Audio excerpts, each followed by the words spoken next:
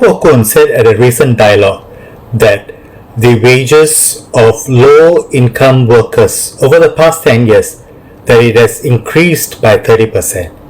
He also said that the income gap between the rich and the poor was also narrowing in the past 10 years. And Desmond Tan, who is the deputy chief of the labor movement, chimed in, and he said that the wages of the cleaners have increased by 70%. In the past 10 years, they have seen their wages rise from $1,000 to $1,700. My question, why look at the past 10 years? What was the wages of cleaners in 2004? We have records which show that the median wages of cleaners in 2004, not 2014, in 2004 was $1,195. Here, have a look at this.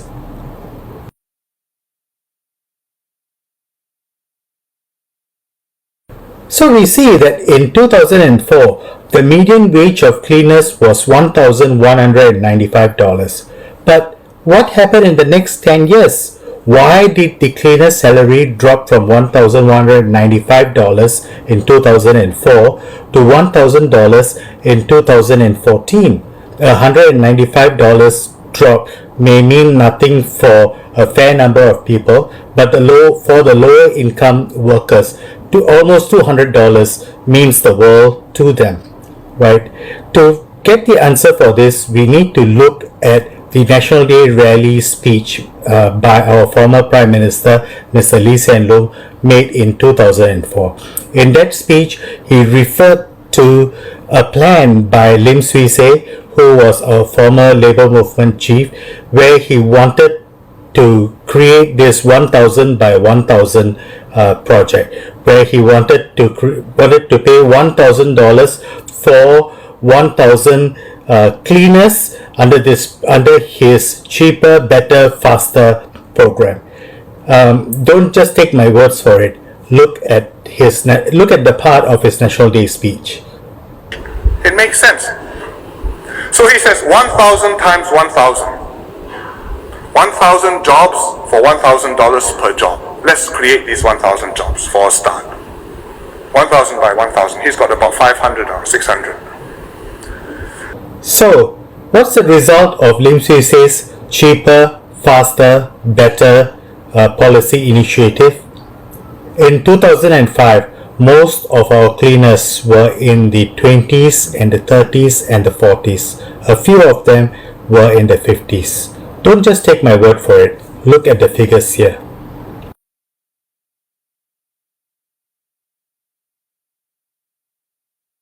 The average age of workers in the cleaning industry today is 70. How did that happen? Well, there could be several reasons for it, but one main reason certainly is because our young people do not want to be in an industry where their salaries will be artificially depressed by the influx of foreign workers who are coming in to unfairly compete with them. I mean, think from the perspective of the employer, right? Which employer want to pay that much more for a local worker when he can pay a fraction of what he pays a local worker to the foreign worker? And on top of that, he has to pay the CPF for the local worker, whereas for the foreign worker, in those days, levies could be as low as $40. And on top of that, for the local worker, he had to contend with the manpower policies like annual leaves, maternity leaves, and medical leaves, hospitalization leaves, and so on and so forth, which better protected the local worker.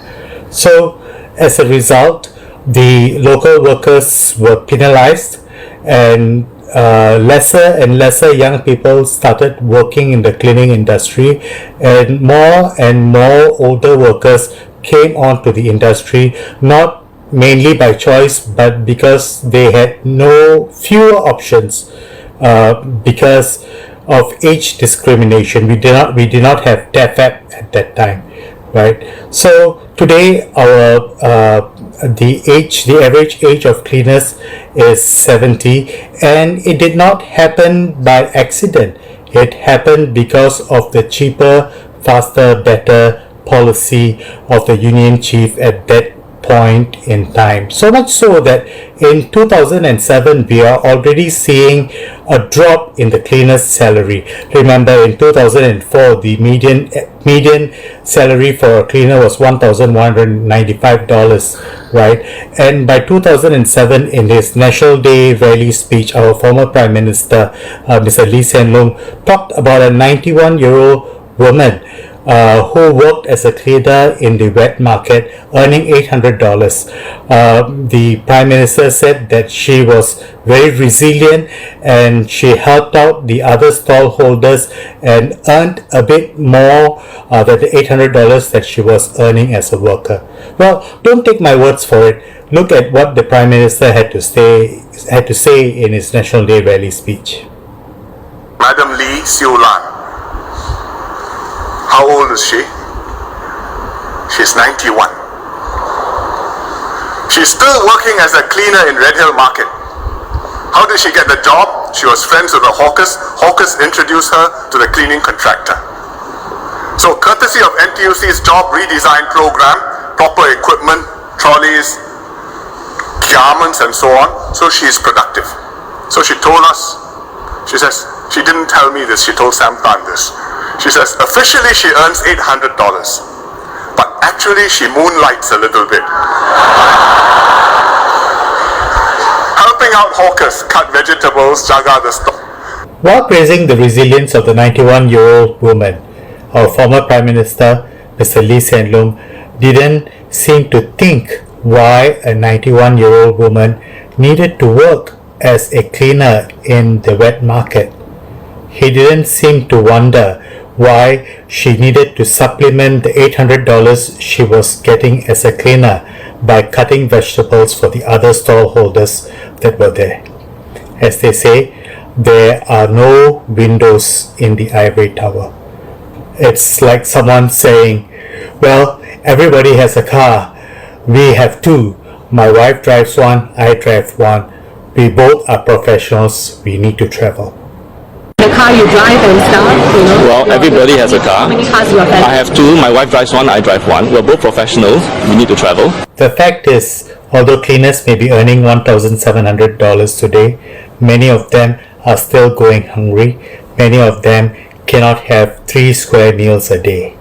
The fact is, although they may be earning $1,700 today, in purchasing power, it is still smaller than the median wage that they were earning in the year 2004, which is $1,195. Today, that $1,195 would have been $2,000. So, cleaners, are they underpaid?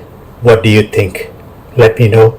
I'm Ravi Philemon, the Secretary General of Red Dot United. Thank you.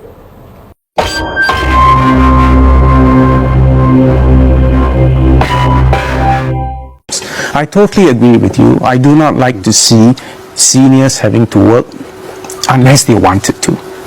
And actually, every constituency has the capability to make sure we don't see this. And I want to encourage everyone to do so.